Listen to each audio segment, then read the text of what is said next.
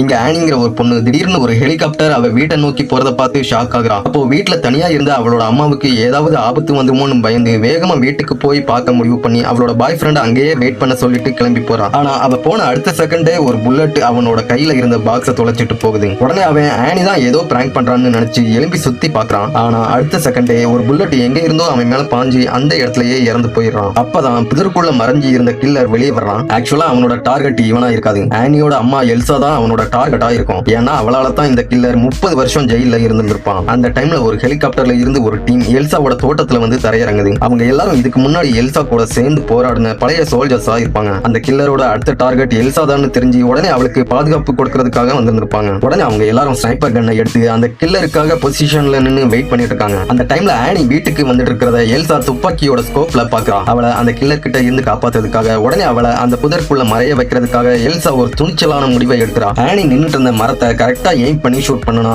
ஆனி தரையில ஒளிஞ்சுக்குவான்னு நினைச்சு எல்சா கரெக்டா அந்த மரத்துல ஷூட் பண்றா. திடீர்னு ஒரு புல்லட் மரத்துல பட்டதை பார்த்த ஆனி உடனே புதருக்குள்ள விழுந்துடுறான். அதை பார்த்த எல்சா தெரியாம ஆனிய ஷூட் பண்ணிட்டோமோன்னு நினைச்சு பதறி போயிடுறான். ஆனா அந்த புதருக்குள்ள மறைஞ்சு இருந்த எல்சாவோட ஃப்ரெண்டு ஒரு சோல்ஜர் தான் அவளை கீழே இழுத்து காப்பாத்தி இருந்திருப்பான். உடனே அந்த சோல்ஜர் ஆனி கிட்ட நான் அம்மாவோட டீம்மேட் தான் சொல்லிட்டு அவளை பாதுகாப்பா அவளோட வீட்டுக்கு கூட்டிட்டு வந்துடுறான். தன்னோட மக உயிரோட இருக்கிறத பார்த்து சந்தோஷப்பட்டு உடனே அவளுக்கு ஒரு புல்லட் ப்ரூஃப் ஜாக்கெட்டை போட்டு விடுறான். அம்மாவும் பொண்ணும் ஒண்ணு சேர்ந்ததை பார்த்து டக்குங்கிற ஒரு சோல்ஜர் சந்தோஷப்படுறாரு. ஆனா அடுத்த செகண்டே அந்த கில்லர் அவரையும் ஷூட் பண்ணிடுறான். இதனால அவர் அங்கேயே இறந்து போயிடுறாரு. அதை பார்த்த சோல்ஜர்ஸ் எல்லாரும் பயங்கர ஷாக் ஆகுறாங்க. அப்போ எல்சா வேகமா வந்து அவர் மேல பாஞ்ச புல்லட்டை வெளியே எடுக்கிறான். ஏன்னா புல்லட்டோட சைஸையும் அது போயிருக்கிற ஆழத்தையும் வச்சு அந்த கில்லர் மறைஞ்சு இருக்கிற இடத்த கெஸ் பண்ண முடியும். அப்போ ஆனி அந்த கில்லர் இருக்கிற இடத்த கண்டுபிடிக்கிறதுக்காக அவரோட காயத்துல ஒரு அம்பை சொருகிட்டு அந்த கில்லர் ஷூட் பண்ணுவான்னு நினைச்சு திரும்பவும் அவரோட பாடியை விண்டோ பக்கத்துல காமிக்கிறான். எல்லாரும் மூச்சை பிடிச்சிட்டு நின்றுட்டு இருந்த டைம்ல அந்த கில்லர் உஷாராகி அங்க இருந்த இன்னொரு சோல்ஜரை சுட்டு தள்ளிடலாம். 6 சோல்ஜர்ஸ் இருந்த டீம்ல இப்போ 2 பேர் இறந்து போயிருப்பாங்க. அதை பார்த்து அவங்க எல்லாரும் பதட்டத்துல இருந்த டைம்ல ஆனிக்கு திடீர்னு அவளோட பாய் ஃப்ரெண்ட் ஞாபகம் வந்து அவனுக்கு என்னாச்சோங்கிற பயத்துல அவளோட பைக்கை எடுத்துட்டு அவனை பார்க்க வேகமா கிளம்பி போயிடுறான். ஆனா அவளுக்கே தெரியாம அந்த கில்லர் ஆல்ரெடி ஸ்கோப்ல அவளை எய்ம் பண்ணிட்டு இருக்கான்.